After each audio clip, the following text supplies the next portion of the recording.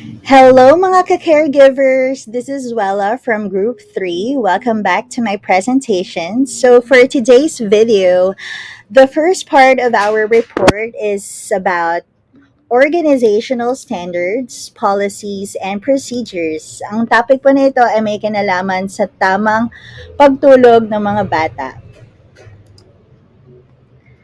Ang maayos na tulog ay mahalaga para sa kanilang growth, how they learn, yung mood nila, and their overall development. As a future caregiver, dapat nating ituro at sanayin ang mga batang aalagaan natin ng tamang sleeping habits ayon sa mga health guidelines or tips that I'm about to share with you.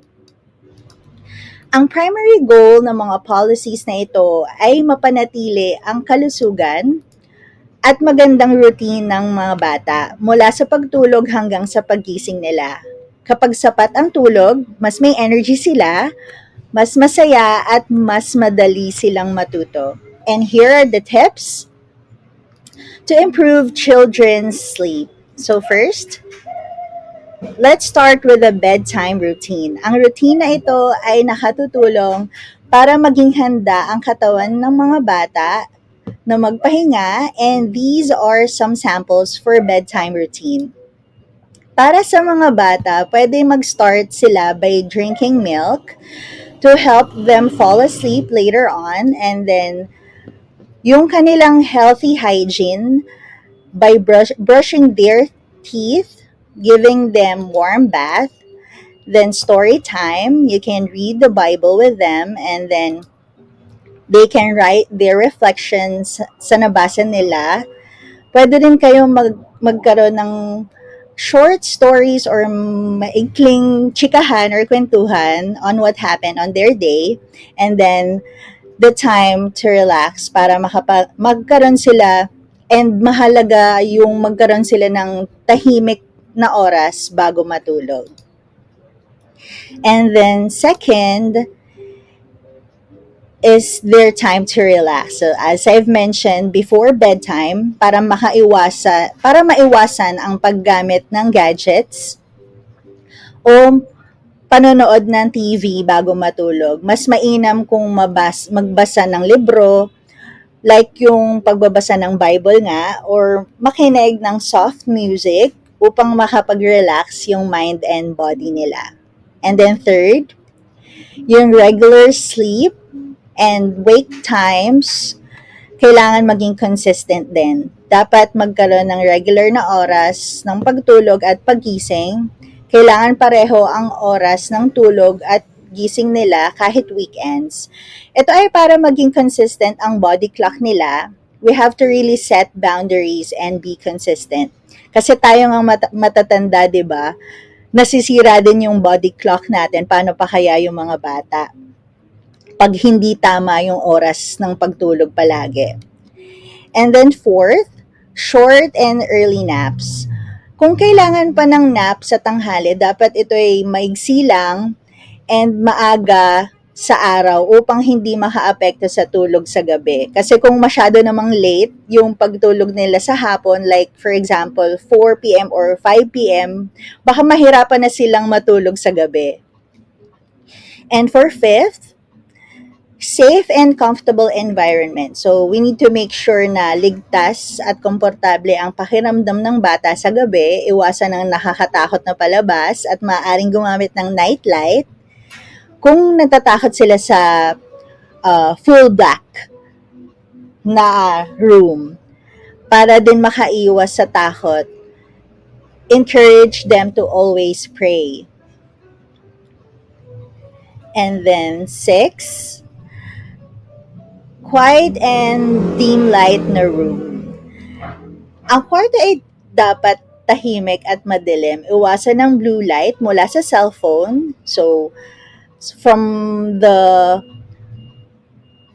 second step pa lang, dapat iwasan na sana natin, or first step pa lang, iwasan na natin ang paghawak ng gadgets at yung TV na din, dahil nakakaantala ito sa pagtulog nila, or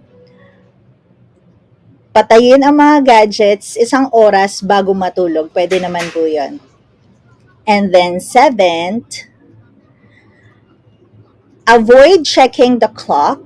Kung madalas tingnan ng mga bata ang oras, mas mahirapan silang matulog kasi pag nakikita nilang maaga pa o pwede pa silang kung ano man yung gawin nilang activity.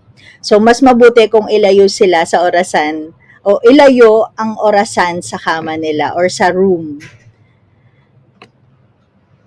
And then, eat properly on time. So, bigyan natin sila or bigyan na ang mga bata na ating future na alagaan ng tamang oras, hindi sila gutom at hindi rin sobrang busog bago matulog. Sa morning naman, make sure na healthy breakfast para maayos ang body clock din nila. And then, get natural light during the day. Ang sikat ng araw sa umaga ay nakakatulong para sa tamang sleep pattern. So, nakakatulong ito para maging alert sa araw at antukin naman sa gabi. And then lastly, we need to avoid caffeine. So like tayong mga matatanda, lalong-lalo na ito sa mga bata. Kailangan nilang iwasan ang mga pagkaing may caffeine tulad ng soft drinks, coffee or milk tea, at chocolate sa hapon at gabi. Dahil mahirapan sila sa pagtulog kung yung mga matatanda nga tulad natin or mga adult tulad natin, nahihirapang matulog sa gabi kapag umiinom ng mga caffeinated drinks. What more kaya sa mga bata pa, di ba? And here are some recommendation hours of sleep according to the American Academy of Sleep Medicine or AASM.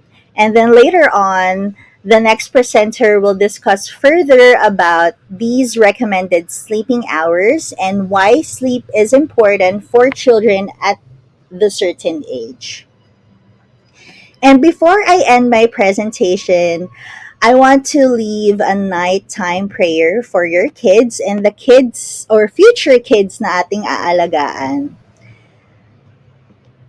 And the Bible verse from Proverbs 3 verse 24, when you lie down, you will not be afraid, and when you lie down, your sleep will be sweet. And that wraps up my presentation. I hope you learned how important sleep and bedtime routines are for growing healthy and happy. Remember, a good night's sleep means a great day ahead. Thank you again for watching! Thank you, Wella. So mga classmate, alam nyo ba, minsan hindi nakakatulog ang mga bata kasi marami silang iniisip. Baka may problema sila sa school or may kaibigan silang nakaaway or pwedeng kinakabahan sa event bukas. For example, sabi ng bata, "Ma, pwede ba si Escobar maglaro this weekend kahit andito si Lola?" Kung simpleng tanong lang, pwedeng sagutin agad para makalma siya at hindi na mag-isip pa. Pero kung medyo mabigat yung questions niya at alam mong mag-aalala siya ng sobra, mas okay na kausapin na lang siya at sabihing, pwede natin pag-usapan bukas kung paano ka namin matutulungan. Pero kapag umabot na ng 2 to 4 weeks ang hirap sa pagtulog, dapat magpatingin na sa doktor kasi baka may deeper reason na. Next point is importance of sleep. Kapag sapat ang tulog ng bata, mas masigla, mas masaya, at mas handa siya sa school kinabukasan. Nakakatulong din ang tulog sa focus, memory, at behavior nila. Kaya kung kulang sila sa pahinga, madalas silang iritable o hirap mag-concentrate. Aside from this, ang immune system ng bata ay mas lumalakas kapag sapat ang tulog, kaya mas iwas sa sakit tulad ng ubo at sipon. Sunod is quality sleep needs. Ang mga batang 5 hanggang 11 years old ay kailangan ng 9 hanggang 11 hours ng tulog bawat gabi. For example, kung gising sila ng 7 ng umaga, dapat nasa kama na bago mag-9 ng gabi. May mga bata na madaling makatulog, pero may iba naman na umiikot-ikot muna sa kama ng 20 minutes bago tuluyang makatulog. At normal lang yon sa kanila. Sa unang bahagi ng gabi, pinakamalalim ang tulog nila, at sa second half, madalas silang managinip. Next ay ang sleep during puberty. Pagdating sa edad na 12 years old pataas, mapapansin natin na mas late na silang matulog at gumising and normal lang yan dahil sa puberty. Pero kahit pa ganun, kailangan pa rin nila ng sapat at good quality sleep para manatiling healthy at alert sa school. Sunod is yung how to help children sleep well. Una ay bedtime routine. Alam nyo, malaking tulong talaga ang consistent bedtime routine. For example, 6:45 p.m. kailangan ng magbihis ng pajama, mag-toothbrush, at gumamit ng CR. 7:15 p.m. quiet time, kwentuhan o bedtime story na. And 7:30 p.m. lights out at good night. Ganito, natuturuan ng bata na i-relax ang sarili bago matulog. Then yung relaxing before bed. Take note on this mga classmate, sa gabi, dapat iwas muna sa gadgets at active play.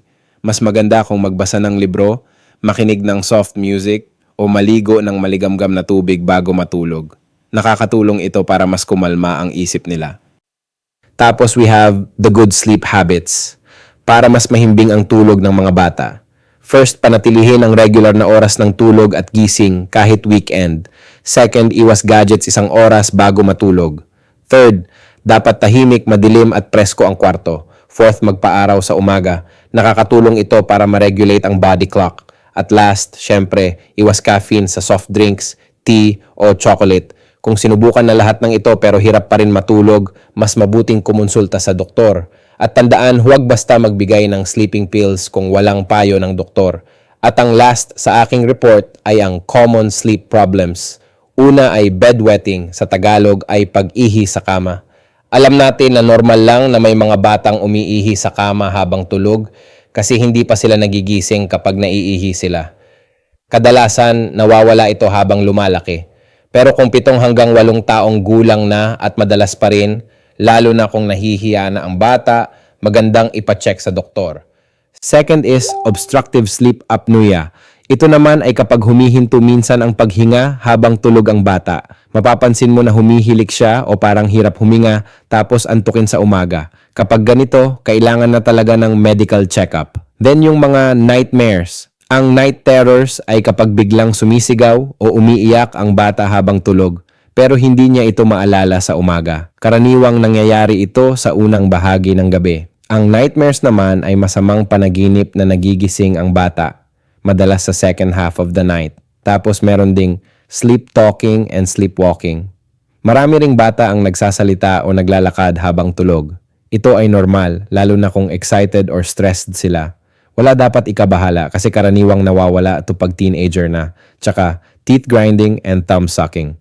Ang teeth grinding o pagngigipin habang tulog ay normal lang at kadalasang harmless. Ang thumb sucking naman ay okay lang sa maliliit na bata. Pero kung lagpas 5 taong gulang, pwedeng makaapekto sa ngipin, kaya mas magandang ipatingin sa dentist. So, sa madaling sabi, ang 5 hanggang 11 taong gulang na mga bata ay dapat may 9 hanggang 11 oras na tulog bawat gabi. Kung gusto nating matulog sila ng maayos, kailangan ng consistent routine, tahimik na kwarto, less gadget time, at emotional support. Normal lang ang ilang sleep problems pero kung matagal na o sobrang nakaapekto sa bata, kumonsulta sa doktor para makahanap ng tamang solusyon. Next reporter, please.